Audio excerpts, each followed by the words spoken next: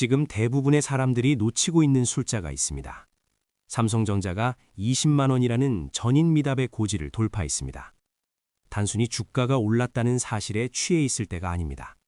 우리는 이 거대한 상승 뒤에 숨겨진 차가운 진실을 직시해야 합니다. 삼성전자가 20만 원을 넘었다는 것은 시가총액이 1000조 원 시대를 향해 간다는 뜻입니다. 이것은 한국 증시 역사상 한 번도 경험해보지 못한 숫자입니다. 하지만 여기서 이상한 점이 있습니다. 주가는 사상 최고치를 경신하며 축포를 터뜨리고 있는데 왜 우리의 체감 경기는 이토록 차가운 것일까요? 숫자로 자세히 뜯어보겠습니다.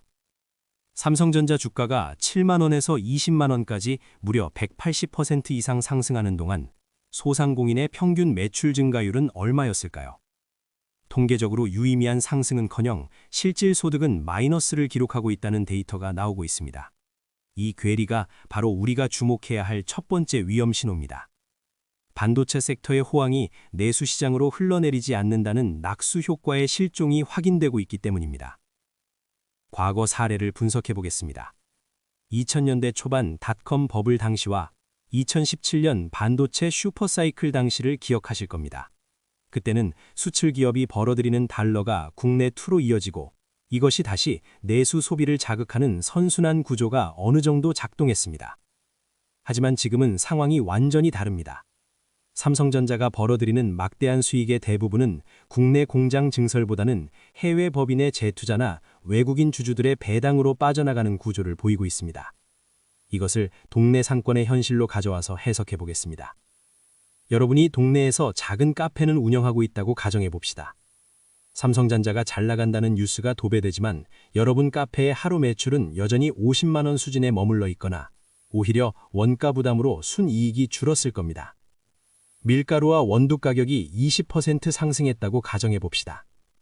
월 매출 1,500만 원인 카페에서 재료비 비중이 30%라면 기존 450만 원이던 재료비가 540만 원으로 90만 원이나 훌쩍 뛰어버리는 셈입니다.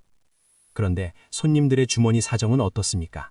삼성전자의 주주가 아닌 대다수의 서민들은 고금리에 시달리고 있습니다. 금리가 3.5% 수준에서 내려오지 않고 유지된다면 5억 원 대출을 끼고 상가를 산 건물주 입장에서는 연간 1,750만 원, 한 달에 약 145만 원의 이자 비용이 고정적으로 나갑니다. 결국 건물주는 월세를 올릴 수밖에 없고 이는 다시 카페 사장님의 임대료 인상 압박으로 이어집니다. 대기업의 주가 폭등과 자영업자의 비용 폭증이 동시에 일어나는 K형 양극화가 심화되고 있는 것입니다. 시장은 이 신호를 아직 반영하지 않았습니다. 외국인 투자자들의 움직임을 정밀하게 분석해 볼 필요가 있습니다. 현재 외국인 지분율이 55%를 넘어서며 역대 최고 수준에 근접하고 있습니다. 외국인들이 왜 이렇게 공격적으로 한국 주식을 사고 있을까요? 단순히 실적이 좋아서가 아닙니다. 바로 환율 플레이를 동시에 하고 있기 때문입니다. 원달러 환율이 1,300원대에서 안정화될 것이라는 기대감과 함께 환차익과 주가 상승분을 동시에 노리는 스마트머니가 유입된 것입니다. 하지만 이것은 역설적으로 가장 큰 리스크가 될 수 있습니다. 외국인 투자자들은 이익 실현 욕구가 강해지는 시점에 언제든 썰물처럼 빠져나갈 수 있습니다. 만약 외국인 자본이 10조 원 규모로 일시 매도세로 전환된다면 어떻게 될까요? 과거 1997년 외환위기나 2008년 금융위기 때처럼 자본 유출은 순식간에 원화 가치를 떨어뜨립니다. 환율이 다시 1,400원, 1,500원대로 치솟으면 소상공인들은 직격탄을 맞습니다. 수입 고기를 쓰는 고깃집 사장님을 예로 들어보겠습니다. 환율이 10% 오르면 수입 원유 가격도 즉각적으로 그 이상 반응합니다. 월 재료비로 1,000만 원을 쓰던 고깃집은 앉은 자리에서 100만 원의 비용이 추가됩니다. 팔아도 남는 게 없는 장사가 시작되는 것입니다. 주식시장의 화려한 불꽃놀이 뒤편에서 자영업자들은 비용의 쓰나미를 견뎌야 하는 상황입니다. 문제는 여기서 시작됩니다. 개인 투자자들, 이른바 동학개미들의 움직임이 심상치 않습니다. 20만 원 돌파 뉴스를 보고 지금이라도 들어가야 한다며 뒤늦게 뛰어드는 자금이 급증하고 있습니다. 증권사 신용융자 잔고가 역대 최고치를 경신하고 있다는 데이터가 그 증거입니다. 이 자금의 성격을 들여다보면 더욱 위험합니다. 노후 자금이나 전세 보증금을 빼서 들어온 자금들이 상당수 섞여 있습니다. 만약 주가가 10%만 조정받아도 빚을 내서 투자한 개인들은 반대 매매 공포에 시달리게 됩니다. 1억 원을 신용으로 투자했는데 주가가 20만 원에서 18만 원으로 떨어진다고 생각해 보십시오. 단순 수치상으로는 견딜만해 보이지만 레버리지를 썼다면 손실액은 눈덩이처럼 불어납니다. 이는 소비 심리를 급격히 얼어붙게 만드는 요인이 됩니다. 주식 계좌가 파란색으로 변하는 순간 사람들은 지갑부터 닫습니다. 동네 헬스장을 운영하는 관장님 입장에서 생각해 보겠습니다. 경기가 불안하면 사람들은 가장 먼저 필수적이지 않은 지출을 줄입니다. 한 달에 10만 원 하는 헬스장 회원권 등록을 미루게 됩니다. 회원 300명을 유지하던 헬스장에서 10%인 30명이 재등록을 안 하면 월 매출 300만 원이 증발하는 것입니다.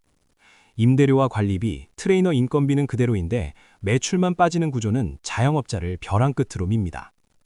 경제 지표는 겉으로 보기에 화려하지만 속을 들여다보면 내수 경제의 기초 체력은 오히려 약화되고 있습니다. 이 부분을 대부분 놓칩니다. 삼성전자 20만 원 시대를 이끄는 핵심 동력은 HBM, 즉 고대역폭 메모리 반도체입니다. 이 기술은 인공지능 시대의 쌀이라고 불립니다. 그런데 이 HBM 시장의 경쟁 구도가 생각보다 훨씬 치열해지고 있습니다.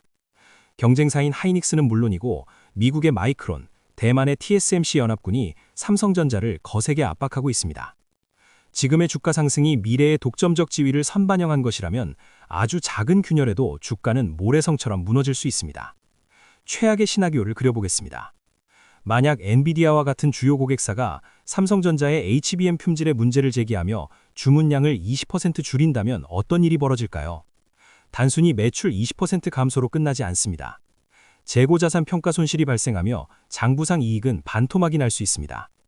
반도체 재고가 쌓인다는 것은 창고 비용의 증가를 의미합니다. 마치 편의점 점주가 유통기한이 짧은 신선식품 도시락을 너무 많이 발주했다가 다 팔지 못해 폐기해야 하는 상황과 같습니다.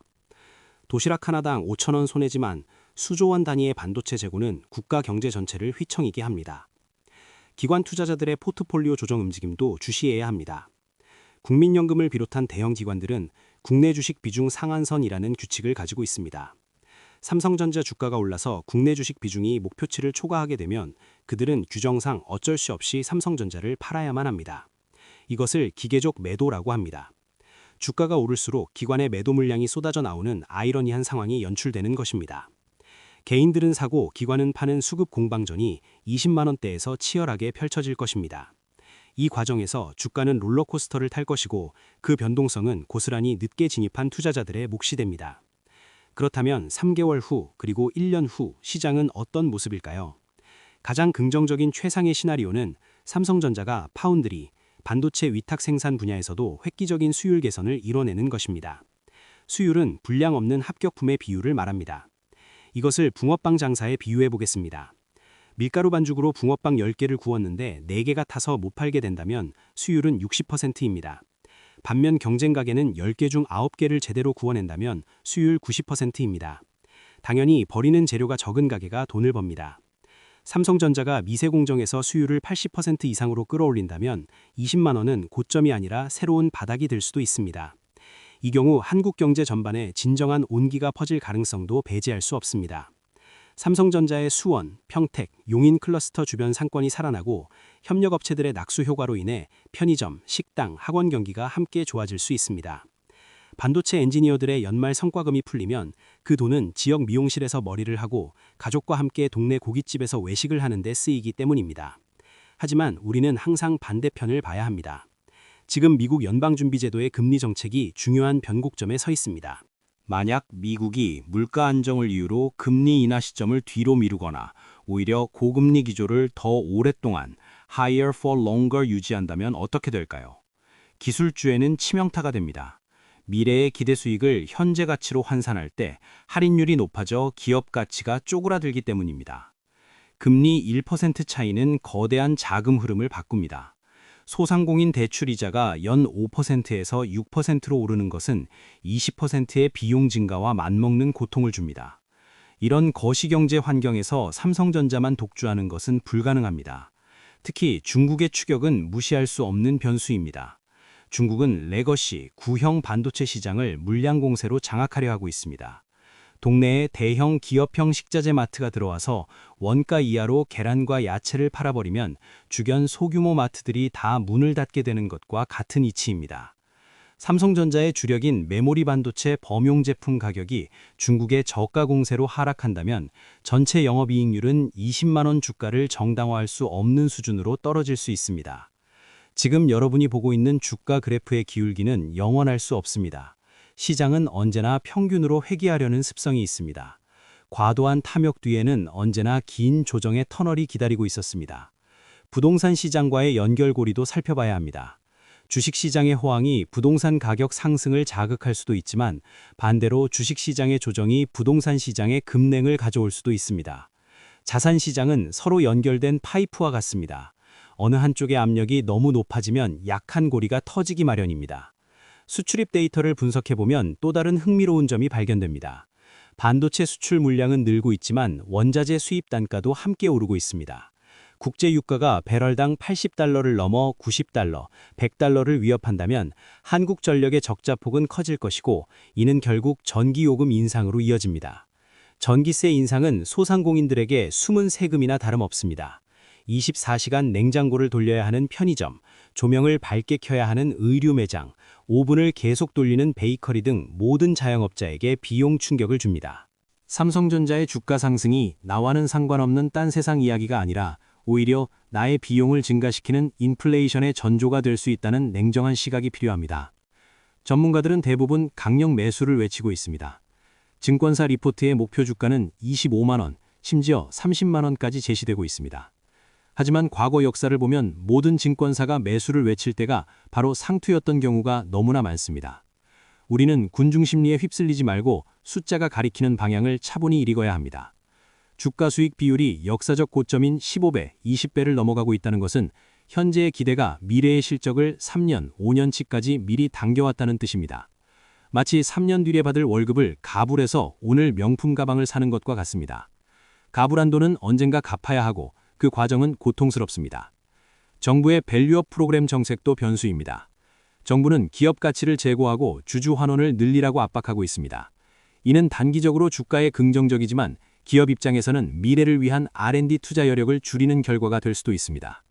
당장의 배당금 몇 푼을 더 받으려다 기업의 장기 성장 동력을 훼손하는 것은 아닌지 따져봐야 합니다. 다시 골목 상권으로 돌아와 보겠습니다. 주식시장이 과열되면 사람들은 일에서 돈을 버는 노동의 가치를 경시하게 됩니다.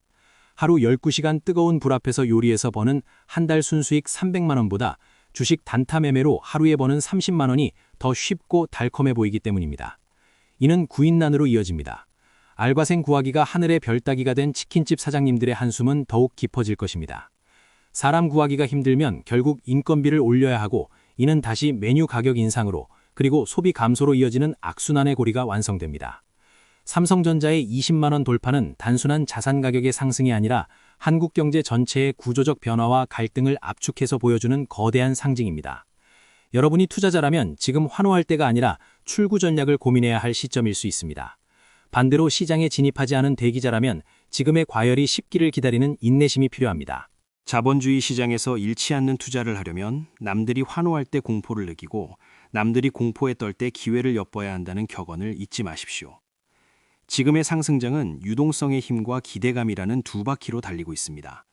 하지만 실물 경제라는 도로 상태가 좋지 않다면 고속주행은 대형 사고로 이어질 수 있습니다.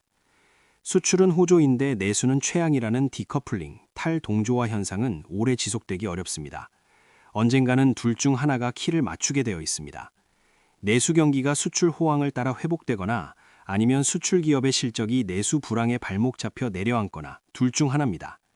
현재로서는 후자의 가능성을 배제할 수 없는 위험한 구간입니다. 그래서 우리는 매일 발표되는 환율, 금리, 그리고 여러분 동네의 빈 상가 개수를 주의 깊게 살펴봐야 합니다.